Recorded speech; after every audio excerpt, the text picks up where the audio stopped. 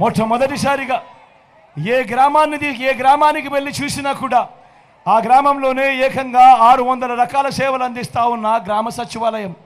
అదే గ్రామంలో 60-70 ఇళ్లకు ఇంటికే వచ్చి సేవలు అందిస్తూ ఉన్న ఓ వాలంటీర్ల వ్యవస్థ. అదే గ్రామంలోనే ఎప్పుడూ కూడా జరగని విధంగా అదే గ్రామంలోనే మొట్టమొదటిసారిగా అవ్వాతాతలకు ఇంటికే అందుతా ఉన్న పెన్షన్, మొట్టమొదటిసారిగా ఇంటి వద్దకే రేషన్, ఇంటి వద్దకే పథకాలు, ఇంటి వద్దకే పౌర సేవలు. అదే గ్రామంలోనే ఓ ఆర్బీకే వ్యవస్థ రైతన్నను చెయ్యి పట్టుకొని నడిపిస్తూ, అదే గ్రామంలోనే ఓ విలేజ్ క్లినిక్ మరో 4 అడుగులు వేస్తే, అదే గ్రామంలోనే నాడు నేడుతో మారిన ఇంగ్లీష్ మీడియం బడి, అదే గ్రామంలోనే ఫైబర్ గ్రిడ్, అదే గ్రామానికే కడుతా ఉన్న డిజిటల్ లైబ్రరీలు, అదే గ్రామంలోనే నా అక్క చెల్లెమ్మలకు తోడుగా ఓ మహిళా పోలీస్, అదే గ్రామంలోనే నా ప్రతి అక్క చెల్లెమ్మ ఫోన్లో ఆపదలో ఉంటే చాలు ఒక బటన్ నొక్కితే చాలు ఒక దిశ యాప్ నా అక్క చెల్లెమ్మల ఫోన్లో ఆ బటన్ నొక్కిన వెంటనే 10 నిమిషాల్లోనే పోలీస్ తమ్ముడు వచ్చి అక్క ఏమైందక్క అని చెప్పి అడిగే ఒక గొప్ప పరిస్థితి ఈ 59 నెలల కాలంలోనే జరిగింది. నేను అడుగుతా ఉన్నా మీ అందరినీ కూడా ఈరోజు అడుగుతా ఉన్నా, ఇవన్నీ ఎప్పుడైనా జరిగాయా అని అడుగుతా ఉన్నాడు మీ బిడ్డ. ఇలా లంచాలు వివక్ష లేకుండా పాలన ఎప్పుడైనా జరిగిందా అని అడుగుతా ఉన్నాడు మీ బిడ్డ.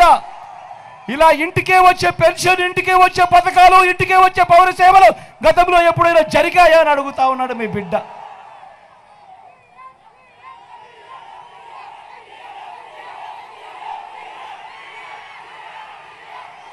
మీ బిడ్డ ప్రభుత్వం మనసున్న ప్రభుత్వం. ఏనాడైనా కూడా మీ బిడ్డ ఏం చెబుతూ వచ్చాడు, మీ బిడ్డ ఏం చేస్తూ వచ్చాడు అని అంటే, మీ బిడ్డ పేదవాడిని పేదవాడిగానే చూశాడు.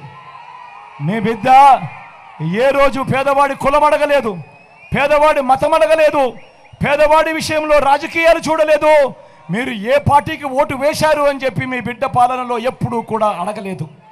మీ బిడ్డ ప్రతి పేదవాడిని కూడా ఆ పేదరికం నుంచి బయటికి ఎలా తీయాలి, బయటికి ఎలా అడుగులు వేయించాలి అని మొట్టమొదటిసారిగా ఆ పేదవాడి గురించి ఆలోచన చేసి ఆ పేదవాడి భవిష్యత్ కోసం ఏం చెయ్యాలి అన్న అడుగులు పడింది కేవలం ఈ 59 నెలల కాలంలోనే అని సగర్వంగా కూడా తెలియజేస్తా ఉన్నాను. మరో వంక చంద్రబాబు రాజకీయం చూడండి, ఊసరి వెళ్ళి రాజకీయాలు కనిపిస్తాయి చంద్రబాబు రాజకీయాలలో. ఈ చంద్రబాబు బాగా ముదిరిపోయిన తొండ.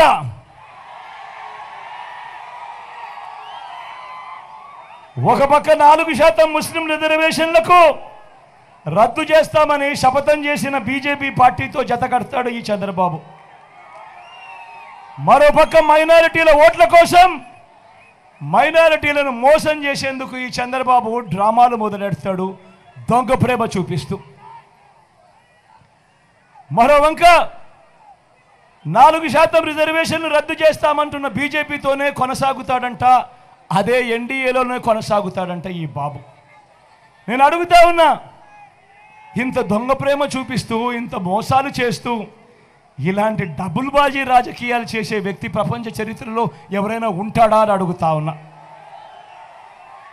మీ బిడ్డ చెప్తా ఉన్నాడు, నేను చెప్తా ఉన్నా, 600 అయినా కూడా 4% రిజర్వేషన్లు మైనారిటీలకు ఉండి తీరాల్సిందే అని మీ బిడ్డ చెప్తా ఉన్నాడు. ఇది మీ జగన్ మాట, ఇది మీ వైఎస్ఆర్ బిడ్డ మాట. మరి చంద్రబాబు ఇలా మోడీ గారి సమక్షంలో, మోడీ గారి మీటింగ్లో ఇలా చెప్పగలడా అని అడుగుతా ఉన్నాడు మీ బిడ్డ.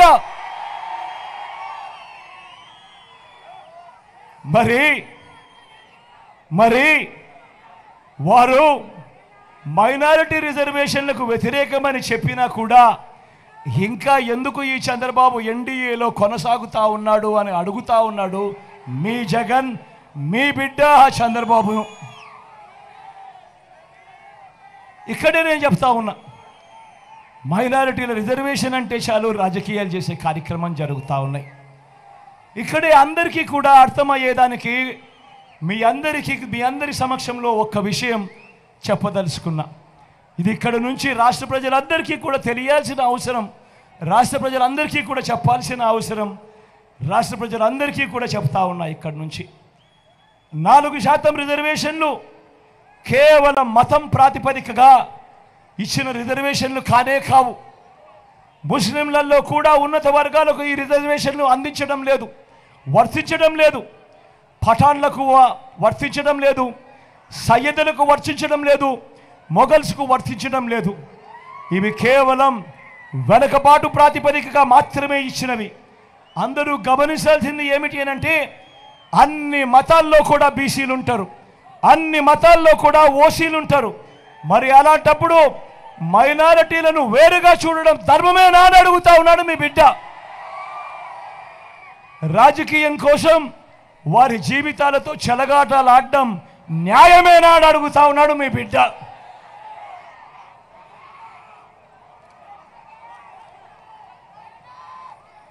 అందుకే మీ బిడ్డ చెప్తా ఉన్నాడు, ఎట్టి పరిస్థితిలోనూ కూడా ఈ 4% రిజర్వేషన్లు ఖచ్చితంగా కొనసాగుతాయి, ఖచ్చితంగా కొనసాగాలి అని మీ బిడ్డ చెప్తా ఉన్నాడు. 4% రిజర్వేషన్ల విషయంలో అయినా కానివ్వండి, ఎన్ఆర్సీ విషయంలో అయినా కానివ్వండి, సిఏఏ విషయంలో అయినా కానివ్వండి, ఇంకా ఏ అంశంలో అయినా కూడా మైనారిటీల మనోభావాలకు, వారి ఇజ్జత్ और ఇమాన్కు అండగా, వారికి మద్దతుగా, మైనారిటీల పట్ల ప్రేమ చూపిస్తూ మీ బిడ్డ ఎప్పటికీ కూడా వాళ్ళకు తోడుగా ఉంటాడని సందర్భంగా సగర్వంగా తెలియజేస్తా ఉన్నా. మైనారిటీలకు ప్రేమ చూపించే విషయంలో ఒక డిబిటీయే కాదు, ఒక స్కీమునే కాదు, ఒక ఇళ్ల పట్టాలే కాదు, ఒక ఇళ్ల నిర్మాణమే కాదు, షాదీ తోఫా వంటివి మాత్రమే కాదు, ఉర్దూను రెండో అధికార భాషగా ప్రకటించడం మొదలు 4 మైనారిటీలను ఎమ్మెల్సీలుగా, 4 ఎమ్మెల్యేలుగా గెలిపించుకోవడం దగ్గర నుంచి 5 ఏళ్లుగా నా మైనారిటీ సోదరుడు నా పక్కనే, ఉప ముఖ్యమంత్రిగా కూడా నా పక్కనే ఉన్నాడు. అంతేకాదు నా మైనారిటీ సోదరి కూడా శాసన మండలి ఉపాధ్యక్షురాలుగా కూడా ఉంది. నా అక్క నా తల్లి లాంటిది, శాసన మండలి ఉపాధ్యక్షురాలుగా కూడా నా పక్కనే ఉంది. మైనారిటీ సప్లాన్ బిల్లు తేవడం మొదలు ఇలా ప్రతి సందర్భంలో కూడా వారికి సముచిత స్థానం ఇచ్చుకుంటూ వచ్చాం.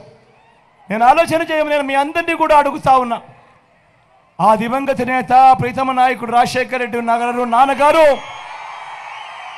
4% మైనారిటీలకు రిజర్వేషన్లు నాన్నగారు అడుగులు ముందుకు వేస్తే, నాన్నగారి బిడ్డ మీ జగన్ మరో 4 అడుగులు ముందుకు వేసి మొట్టమొదటిసారిగా 175 అసెంబ్లీ స్థానాలకు 4% అనంటే 7 అసెంబ్లీ స్థానాలు, మొత్తంగా 7 అసెంబ్లీ స్థానాలు ఇచ్చి 4% పొలిటికల్ రిజర్వేషన్ కూడా ఇచ్చింది మీ బిడ్డే, మీ జగనే, మీ వైఎస్ఆర్ కాంగ్రెస్ పార్టీ అని కూడా సగర్వంగా తెలియజేస్తా ఉన్నాను.